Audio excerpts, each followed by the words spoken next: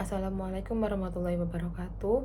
Perkenalkan, nama saya Nabila Nadia Muksita dengan NIM 24030174002 dari kelas PM 2024C. Nah, di sini saya akan menjelaskan tentang analogi antara lingkaran dengan bola. Baik, pertama-tama dimulai dari definisi lingkaran dan bola terlebih dahulu. Nah, untuk lingkaran definisinya yaitu himpunan semua titik-titik pada bidang yang berjarak sama terhadap titik tertentu, atau bisa disebut titik pusat dari lingkaran. Nah, kalau pada bola, analoginya yaitu kalau lingkaran itu pada bidang, kalau bola itu berada pada ruang.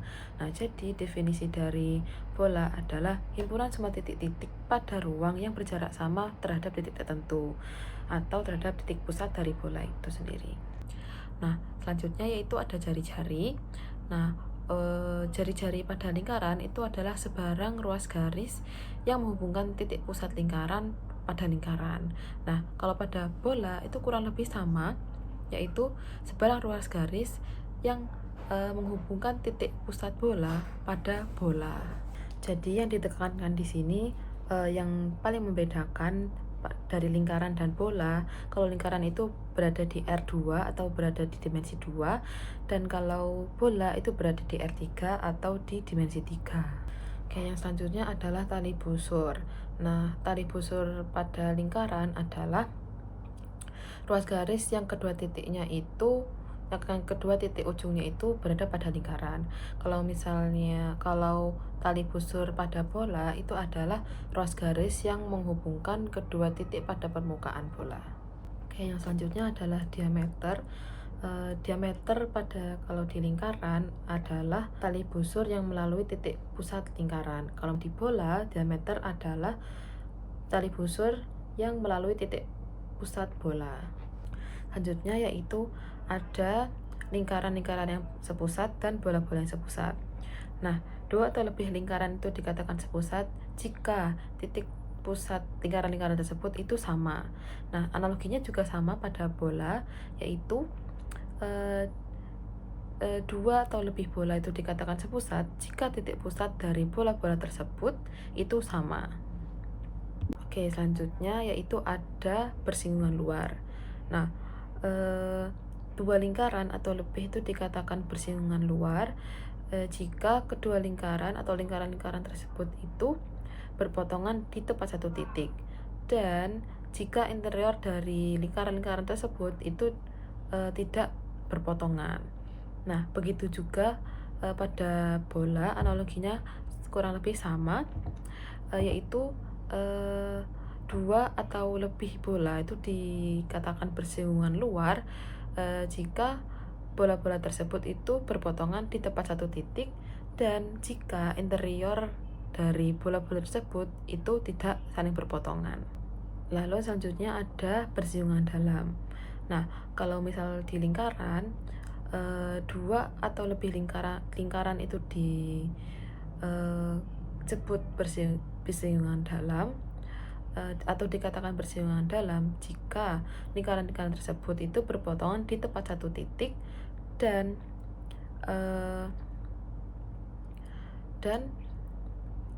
jika interior dari satu lingkaran itu memuat lingkaran yang lain. Nah, begitu juga dengan bola, analoginya sama, yaitu dua atau lebih bola itu dikatakan bersinggungan dalam jika bola-bola tersebut itu berpotongan di tepat satu titik, dan interior dari satu bola itu memuat bola yang lain. Lalu yang selanjutnya adalah garis singgung lingkaran. Nah, garis singgung lingkaran adalah garis yang memotong lingkaran tepat di satu titik, dan titik itu dinamakan titik singgung lingkaran. Nah, kalau misalnya di bola itu namanya adalah bidang singgung bola. Nah, bidang singgung bola itu adalah bidang yang memotong bola tepat di satu titik. Nah, titik tempat bidang dan bola itu berpotongan itu disebut titik singgungnya, titik singgung dari bola tersebut. Oke, selanjutnya adalah garis kuasa pada lingkaran dan bola. Nah, jadi himpunan titik-titik yang berkuasa sama terhadap dua lingkaran itu disebut garis kuasa pada dua lingkaran. Jadi misal titik P itu berkuasa sama terhadap lingkaran K1 dan lingkaran K2. Nah, maka garis kuasa lingkaran tersebut itu dapat dilambangkan menjadi K1 min K2 atau K1 sama dengan K2. Nah, analoginya sama dengan untuk bola itu analoginya sama dengan lingkaran. Jadi jika diberikan 3 lingkaran, yaitu lingkaran K1, K2, dan K3, nah himpunan titik-titik yang berkuasa pada lingkaran, himpunan titik-titik yang berkuasa pada bola itu pada ketiga bola itu disebut garis kuasa ketiga bola. Nah, garis kuasa itu dilambangkan dengan K1 sama dengan K2 sama dengan K3. Oke, yang selanjutnya adalah titik kuasa pada lingkaran dan pada bola. Nah, untuk titik kuasa pada lingkaran ini misal jika diberikan K1 lingkaran, misal diberikan 2 lingkaran yaitu K1 dan K2. Nah, titik yang berkuasa pada kedua lingkaran tersebut disebut titik kuasa pada kedua lingkaran tersebut. Nah, untuk titik kuasanya itu diberi lambang K1 dan K2. Nah, kalau misal di bola itu analoginya sama. Jika diberikan 4 bola, misal K1, K2, K3, dan K4, nah titik yang berkuasa sama pada 4 bola tersebut disebut titik kuasa pada 4 bola tersebut. Nah, untuk titik kuasanya itu dapat dilambangkan dengan K1 sama dengan K2 sama dengan K3 sama dengan K4. Selanjutnya itu ada berkas lingkaran dan berkas bola. Nah, untuk pengertian dari berkas lingkaran sendiri, untuk definisi dari berkas lingkaran sendiri adalah himpunan lingkaran-lingkaran yang tak hingga banyaknya dan melalui 2 titik potong dari 2 lingkaran awal yang diberikan. Nah, kalau misalnya bola itu analoginya kurang lebih sama, yaitu himpunan bola-bola yang tak hingga banyaknya dan melalui lingkaran potong dari 2 bola yang diberikan. Jadi kalau misalnya di berkas lingkaran itu melalui 2 titik potong, kalau misalnya di berkas bola itu melalui lingkaran potong, seperti itu. Oke, selanjutnya adalah persamaan baku dari lingkaran dan bola. Nah, untuk persamaan baku dari lingkaran yang berpusat pada titik pusat atau 0,0, maka persamaannya adalah x kuadrat plus y kuadrat sama dengan R kuadrat.